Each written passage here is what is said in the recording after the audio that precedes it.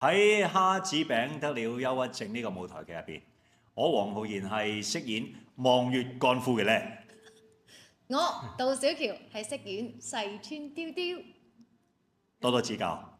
我係一個社畜啦，係一個好錫老婆嘅一個傳統男人啦。咁啊為咗保護呢頭家就有個重擔喺個膊頭啦。咁啊搞到佢有憂鬱症嘅。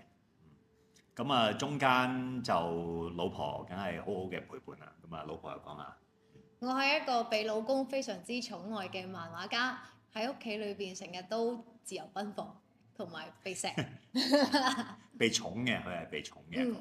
以至於到先生去有憂鬱症嘅時候咧，開始明白之後就點樣慢慢相處同埋照顧啦。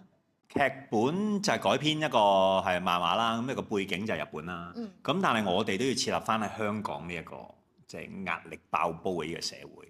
咁所以今次都會有啲調整嘅，其實。我覺得 based on 係個漫畫咧，佢哋兩個嘅相處其實係似 friendly 嘅，因為太太嘅嗰一種喺屋企嗰個無拘無束嗰種狀態咧，自由奔放嘅。自由奔放應該係個原生嘅老公真係好錫個太太，而就係個老公攞咗好多責任喺身上面，太太先可以咁輕鬆自如咁做人啊嘛。咁我覺得喺劇入邊咧，或者我哋平時相處上面有呢啲，你奔放啲啦，得㗎啦 ，OK 冇問題，係。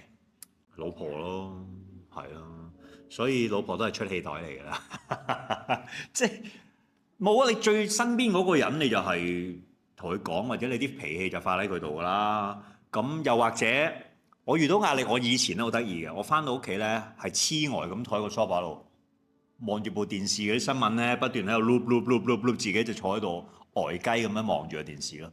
咁亦都。即係發脾氣就一定係身邊嗰個㗎啦，即係所以其實好多時都係即係老婆咯。我自己有壓力嘅時候，我好慶幸啦。而家我嘅男朋友都係呢一行㗎嘛，咁我哋有啲咩嘅時候就係互相傾嘅。咁但係我第一時間咧，可能如果我冇人同我側邊嘅時候咧，我係會一個人行路。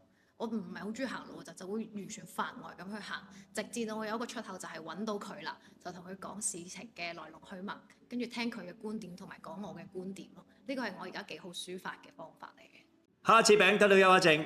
5月7號公開發售，7月10號灣仔壽臣劇院見。Hello， 大家好，我係文佐康 Sean。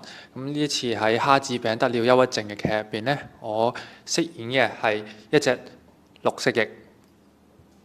咁蝦子餅得了憂鬱症呢個劇呢，我係一隻蜥蜴啦。首先跟住係我要去講故仔啊，我係一個說書人，咁同啲觀眾都有 interaction 嘅，咁亦都係同時咧，我係代表以觀眾嘅角度喺呢個劇入邊去講關於呢個故仔，由一開始唔明白乜嘢係憂鬱症，去到最後原來係咁樣，係咯。